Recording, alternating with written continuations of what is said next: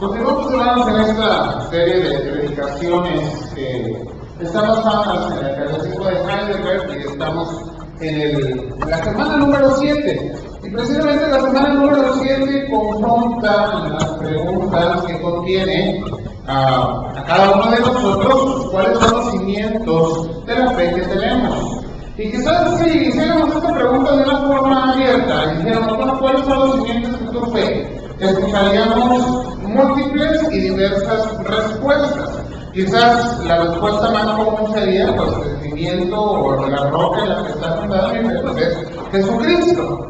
Y no estaríamos equivocados. Sin embargo, la realidad es que en nuestra fe no tiene un solo cimiento, al que el principal y más firme es nuestro Señor Jesucristo. Hay diferentes pensamientos y creemos de manera distinta muchas veces cada uno de nosotros. Y ahí es donde empezamos a tener situaciones, conflictos con la fe que el Señor nos ha dado, precisamente porque algunos de los cimientos, algunos de los puntos en los que hemos sustentado nuestra fe, puede ser que esté equivocado, puede ser que haya un mal entendimiento de lo que la palabra nos ha enseñado, o incluso puede ser que esté desviado, porque hemos tomado enseñanzas ajenas a la palabra para fundamentar lo que creemos, la convicción que tenemos en nuestro ser. Entonces, cuando hablamos de los fundamentos, hablamos de la base, hablamos de aquello que sostiene el edificio, la base sobre la cual se construye. Y cuando hablamos de este edificio que se está construyendo, es nuestra propia vida,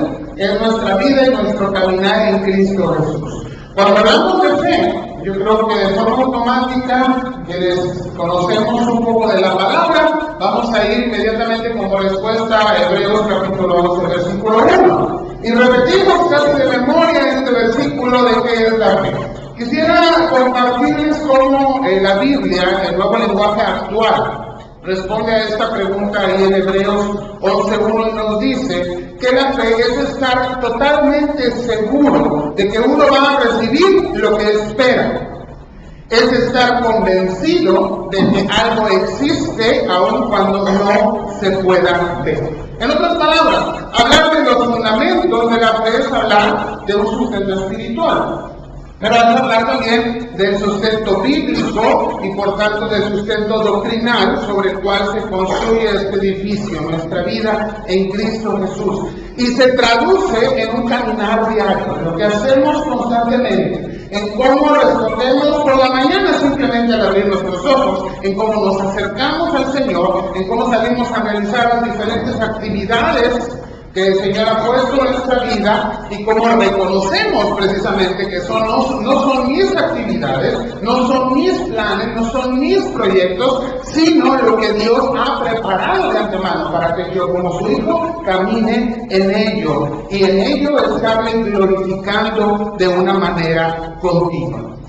Hoy entonces, hermanos, acerquémonos a la palabra. Acerquémonos a lo que el Señor pone delante de nosotros y nos enseña cómo debe ser fundamentada la fe, cómo es el entendimiento de la fe que Dios ha puesto en mí. Porque quiero decir que estamos en un tiempo donde vemos a una iglesia, y estoy hablando en general de la iglesia del Señor sobre la tierra, que está caminando por terrenos peligrosos, que está caminando verdaderamente a veces de manera equivocada. ¿Por qué? Bueno, podemos decir que uno de los peligros en los que se está construyendo en la iglesia es que cuando la fe no está bien sustentada, cuando nuestra fe está puesta en ideas erróneas, en doctrinas equivocadas, en una palabra que no es la palabra de Dios, por lo tanto no es la palabra escrita, la Biblia, entonces estamos construyendo, como dice la Escritura, sobre la arena. Y ni siquiera estamos usando materiales sólidos de construcción, a veces solamente usamos madera y paja. ¿Qué pasa en estas situaciones cuando vienen las pruebas? Conocemos la respuesta. La construcción se derrumba.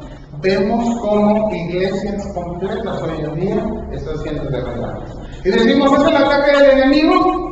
Podemos decir ciertamente lo es, pero la iglesia de Cristo, sustentada en la palabra de Dios, construida en el cimiento firme que es Cristo Jesús, no puede ser movida, no puede ser sacudida. Se mantiene y permanece fiel a pesar de la prueba y a pesar del ataque del enemigo. Entonces tenemos que revisar cuál es el sustento de nuestra fe. Como decía esta semana, el capítulo o la semana 7 de este catecismo de Heidelberg nos va a guiar a revisar cuáles son los cimientos sobre los cuales está anclada nuestra fe personal y, en suma, nuestra fe comunitaria como iglesia el vino redentor. Vamos a ver. Señor, te pedimos que hables, Padre, a nuestro entendimiento. Que traiga, Señor, en nosotros la reflexión profunda en la fe que tú nos has regalado. Una fe que no proviene de nosotros, una fe que tú has puesto ahí, Señor, pero que se alimenta, que crece en la comunión continua que tenemos contigo, en la enseñanza que recibimos de tu palabra, en la convicción que tenemos en ti, Señor, y que muchas veces hemos contaminado porque hemos tomado ideas, fundamentos y palabras erróneas y alejadas de tu verdad para alimentarla y construir, Señor, sobre la base firme que es Cristo Jesús. Ayúdanos a reflexionar en lo que creemos, Padre, y a darnos cuenta, Señor, de aquello que esté equivocado y corregirlo en este camino, Señor, para poder entender plenamente la grandeza del regalo que nos has dado cuando has puesto a nosotros la fe en Cristo Jesús. Pedimos pues tu dirección en este precioso nombre. Amén. Uno de los principales fundamentos con los cuales se sostiene nuestra fe es en nuestra seguridad de salvación. Sabemos que en Cristo Jesús tenemos salvación. Esta es una declaración fundamental de nuestra fe, de nuestro corazón como creyentes, y decimos: yo soy salvo. ¿Cómo soy salvo? Soy salvo porque Cristo en la cruz del Calvario murió por mí, pagó por mi culpa, por mi pecado. Yo tengo nueva vida. ¿A qué le llamamos, o con qué nombre llamamos esto? Lo llamamos salvación. Sin embargo, hoy en la iglesia, hermanos, hay ideas erróneas acerca de la salvación. Y yo quisiera, sin necesidad de llegar a una profundidad, que viéramos cuáles pueden ser las ideas que tenemos y que revisemos cada uno de nosotros.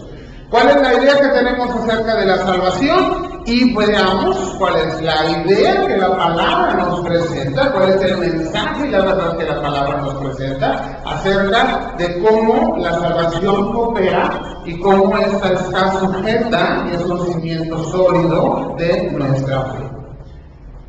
Cuando hablamos de salvación, hoy en día, delante, podríamos decir, de gente religiosa, permítanme usar esta expresión, es decir, que tienen diferentes ideas acerca de cómo llegar a encontrar una comunión con Dios, y tienen distintas doctrinas de cómo crecer en esta comunión con el Señor y en la fe.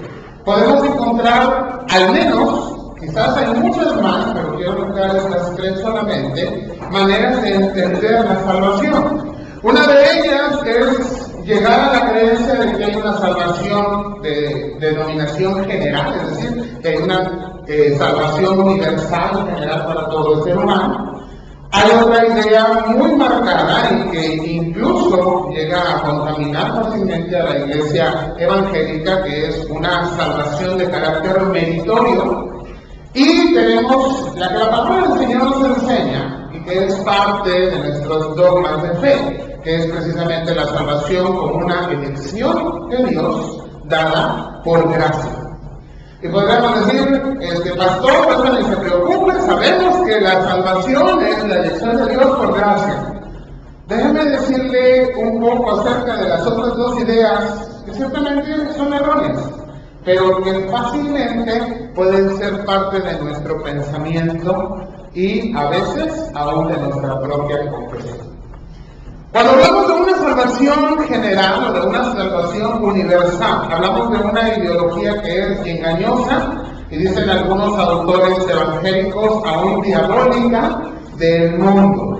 ¿Qué es lo que dice? Acepta que Dios existe. Acepta que Dios es un Dios bueno, grande, poderoso, creador, y que por sobre todas las cosas Dios es amor. Y alguien va a decir, esto es bíblico. Claro, la Biblia lo declara, Dios es amor. Lo aberrante de este tipo de pensamiento y que llega a ser algo que influye muchas veces en nuestro conocimiento y en nuestra fe es hablar de una salvación general, en la cual se dice, Dios sí emite muchas veces amenazas. Es decir, le dice a su pueblo, si haces esto o aquello, si no obedeces a mi palabra, hay consecuencias de tus actos y hay consecuencias en la paga de tu pecado. Y después de que Dios ejecuta castigos, así ellos lo toman, correspondientes en esta tierra, y hay que decirlo, hay quienes creen que aún después de la muerte, el Señor ejerce de esta manera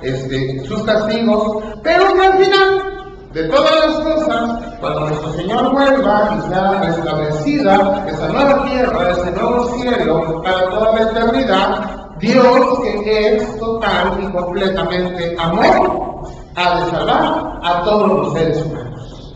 Ha de tener a todos los seres humanos en el lugar eterno que ha preparado para estar en comunión plena con Él. ¿Por qué? Y quizás su fundamento sea un tanto lógico. Dios no puede dejar en condenación a ningún ser humano porque Dios lo ama y no va a permitir que ninguno se pierda. ¿Qué pasa con esta doctrina de una salvación universal de todo el género humano? Bueno, no es un concepto nuevo. Ha existido a través de la historia de la iglesia del cristianismo y podríamos decir que hoy goza de una gran popularidad en muchas denominaciones evangélicas, principalmente en los Estados Unidos, pero en todos los países protestantes. En todos los lugares donde hay iglesia no católico-romana, esta postura ha estado ganando muchísimos adeptos. Se dice que la base es un pensamiento filosófico racional y modernista que surge a finales del siglo XVII y que va a afirmar como un credo, como un dogma de fe, Dios, que es amor, no puede condenar al ser humano, al cual ama. ¿Qué es lo que implica? Que no solamente Jesús es camino para la salvación. Y hemos estado revisando que la palabra nos enseña que no hay otro camino, que no hay otra verdad y que la única vida puede ser dada en Cristo. Implica que iglesias, credos y confesiones no cristianas, no creyentes en la verdad de la palabra y que no están buscando en Cristo el camino a la comunión con el Padre, también van a ser salvados. ¿Por qué? Porque la salvación es universal. Ellos a su manera están buscando la comunión con Dios, aunque de manera equivocada, por lo tanto no pueden conseguirla. Por eso se dice que esto es aberrante, que es una doctrina del mundo y que tiene incluso tintes diabólicos. Viene a engañar completamente al ser humano y a decirle la salvación no es por la gracia en Cristo Jesús. Sabemos que esto está equivocado. Pero piense por un momento cuántas veces usted mismo ha pensado que Dios es tan bueno que no va a condenar a los seres humanos. Número 2. Hay otra doctrina que es la de la salvación meritoria. Esto es decir, que nosotros los seres humanos podemos ganar salvación porque lo llegamos a merecer. Somos tan buenos, que Dios nos tiene que dar salvación. Hemos hecho tantas cosas positivas, hemos amado tanto a nuestro prójimo, hemos dado tantas ayudas, no quiero usar la palabra limosnas, hemos dado tantas ayudas a nuestro prójimo, hemos amado a nuestro hermano, hemos querido hacer la voluntad de Dios, y entonces casi nos presentamos delante de Dios y le decimos, Señor, me lo merezco. Aquí estoy nada más para que me abran la puerta de los cielos porque me lo merezco, revisa. Aquí te traigo aquí te traigo mi currículum. Todo lo que yo hice, como si no conociéramos que el Señor conoce, también todo lo otro que hemos hecho. Pero bueno, doctrinas como esta, conocemos que la Iglesia Católica Romana y la Iglesia Mormona las tienen como un cimiento y dogma de su fe. La salvación es meritoria, es decir, se alcanza por obras personales que llegan a causar el que merezcamos la gracia y el amor de Dios que es necesario para la salvación. Y a esta postura es muy sencillo, la palabra de Dios le responde de forma directa. Y en Gálatas capítulo 2, versículo 16, que lo leímos hace un momento en la lectura bíblica, dice, sabiendo que el hombre no es justificado por las obras de la ley, sino por la fe de Jesucristo. Nosotros también hemos creído en Jesucristo, ¿para qué? Para ser justificados por la fe de Cristo y no por las obras de la ley. Por cuanto por las obras de la ley, nadie, ¿quién es? Nadie, de ninguna manera, no hay forma, no hay posibilidad de que sea justificado. Solamente hay justificación por la fe que es en Cristo Jesús. No hay nada que puedas hacer, no hay nada que yo pueda hacer, no hay nada que puedas decidir, no hay nada que puedas entregar, no hay nada que le puedas mostrar a Dios que le haga sentir a Él la obligación de darte su gracia y su amor. Solamente es por su voluntad. Y en su voluntad le otorga gracia y salvación a quien Él así lo quiere. Cuidado, hermanos, porque en muchas ocasiones llegamos a pensar precisamente que merecemos gracia de Dios, un trato especial de Él, porque yo sí estoy cumpliendo. Eso en el mejor de los casos, y que verdaderamente estemos viviendo conforme a la voluntad de Dios, será una consecuencia directa de la gracia y la salvación que tenemos en Cristo Jesús. Y no un merecimiento para que podamos alcanzar.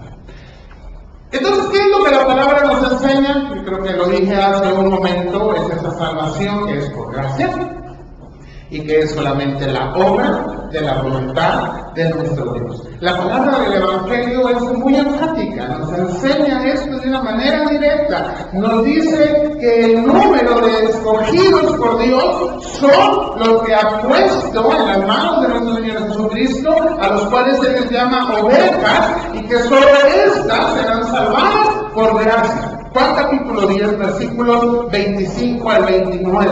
Jesús les respondió, os lo he dicho y no creéis. Las obras que yo hago en nombre de mi Padre ya dan testimonio de mí, pero vosotros no creéis. ¿Por qué? Porque no sois de mis ovejas, como os he dicho. Mis ovejas, dice el Señor, oyen mi voz, y yo las conozco y me siguen. Y yo les doy vida eterna. Me detengo. ¿A quiénes? A las ovejas. Solamente a las ovejas. Dice, mis ovejas oyen mi voz, y yo las conozco y me siguen. Y les doy vida eterna, y no perecerán jamás. Ni nadie, aquí hay una gran seguridad, un gran cimiento para nuestra fe, las arrebatará de mi mano. Mi Padre me las dio. Él es mayor que todos, y nadie las puede arrebatar de la mano de mi Padre. Cuando entendemos la salvación por gracia, cuando entendemos la salvación por el sacrificio expiatorio que nuestro Señor Jesucristo ha hecho en nuestro lugar, cuando nos reconocemos a nosotros mismos como ovejas, esas ovejas que siguen la voz, que conocen la voz de su Señor, de su pastor, de su maestro, y que simplemente le buscan y continúan caminando detrás de Él. ¿Por qué? Porque el Padre ya las ha colocado en las manos de Jesucristo. Porque Él ha hecho todo lo necesario. ¿Para qué? Para que estas ovejas ninguna se pierda. Porque sabemos que nada ni nadie nos puede arrebatar de la mano de nuestro Señor. Ahí está el cimiento de nuestra fe. Ahí podemos estar y descansar confiados. No hay temor, no hay angustia, no hay peligro, no hay espada, no hay persecución, no hay hambre, no hay situación que me pueda apartar. El ataque del enemigo, aún su engaño, si yo soy una oveja escogida por el Padre para ser de Cristo, no puede ser arrebatada de la mano de Dios. Y cuando dimensionamos el poder de Dios sobre mi vida, el abrazo de Dios en toda situación, cuando podemos tener esa seguridad, esa fe, ese cimiento sólido de que le pertenecemos al Señor y Él no va a dejar que nos perdamos, entonces podemos caminar confiadamente y construir para la gloria de Dios en la vida que Él nos ha dado. Y entonces caminar día a día en este conocimiento, en esta fe que glorifica a nuestro Señor. En segundo lugar, tenemos que entender la fe no solamente como un conocimiento, no es algo que adquiero, no es algo que recibo y que aprendo. La fe es mucho más que eso. La fe es una seguridad, es un conocimiento y es una seguridad, pero por sobre todas las cosas es una obra del Espíritu Santo. Estamos muy acostumbrados a decir mi fe, la fe que yo tengo, la fe que yo profeso, y nos adueñamos de ella y decimos, es mía. Bueno, podríamos pensar que esto es lógico porque Dios nos las ha regalado. Y algo que alguien me regala, pues yo le puedo poner mi nombre, ¿verdad? Como ese monito de las caricaturas de Toy Story, y decía Andy en el zapato del vaquero, era de Andy, aunque se lo había regalado. Dios nos ha dado la fe. No tendríamos fe si no fuera un regalo de Dios, ya que Él no tiene fe porque Dios no se la ha dado. No hay manera de generar fe, la fe no se genera, la fe es un regalo de Dios, pero es la obra del Espíritu Santo. En el Catecismo de Heidelberg, cuando se pregunta ¿qué es la verdadera fe?, la respuesta nos afirma que no es solo un seguro conocimiento por el cual considero cierto todo lo que el Señor nos ha revelado en su palabra, sino también una verdadera confianza, y fíjate en esto, en el Espíritu Santo.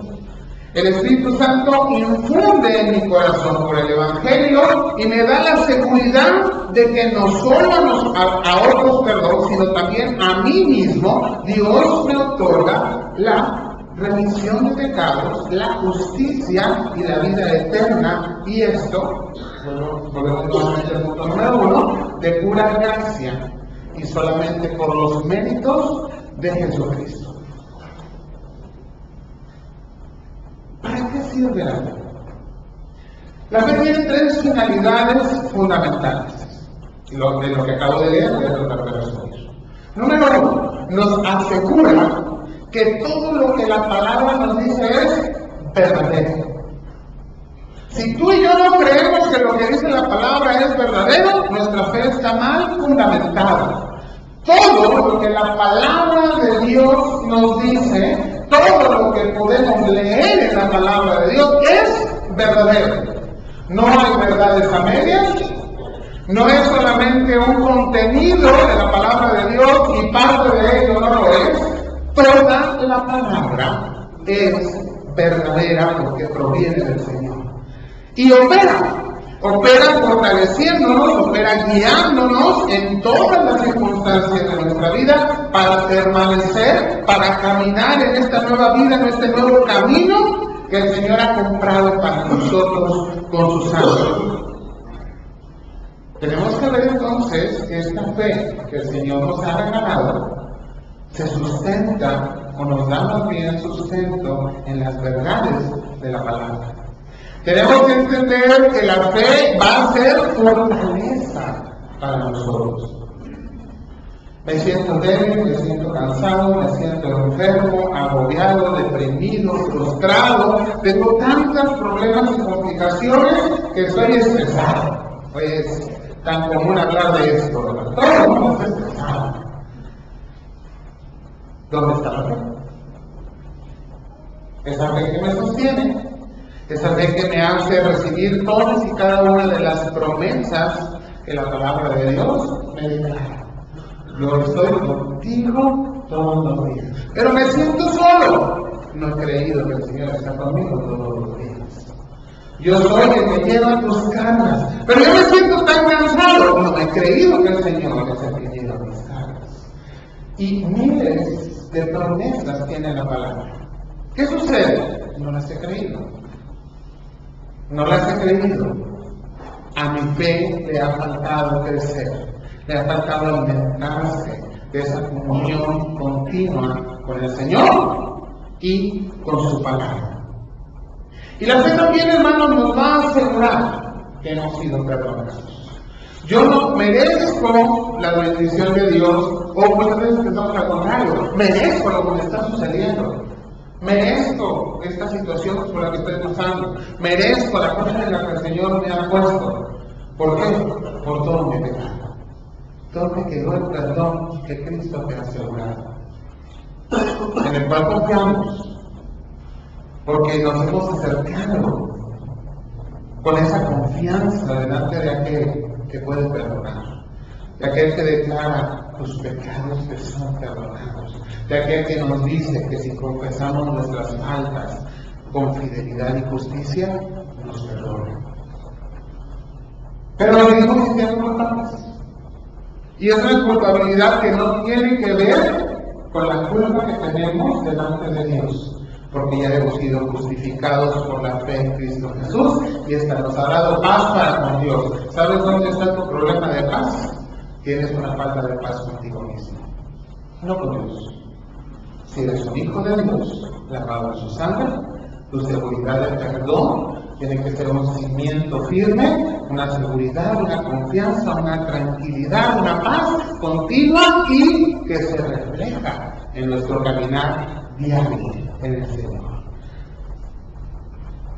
La fe con la que puede vivir el creyente, porque hay veces equivocadas, hay cimientos extraños de aquellos que de cosas más bien que consideramos fe y no lo son, es la fe del Hijo de Dios.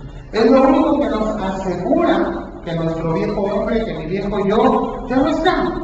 La palabra dice que está muerto, que hoy tengo una nueva vida en Cristo Jesús, que esta nueva vida es en plenitud, es preciosa, que en esta nueva vida sí habrá tropiezos, pero que el Señor está ahí para extender su mano y levantarme nuevamente día con día, con día, con día, en cada uno de esos tropiezos.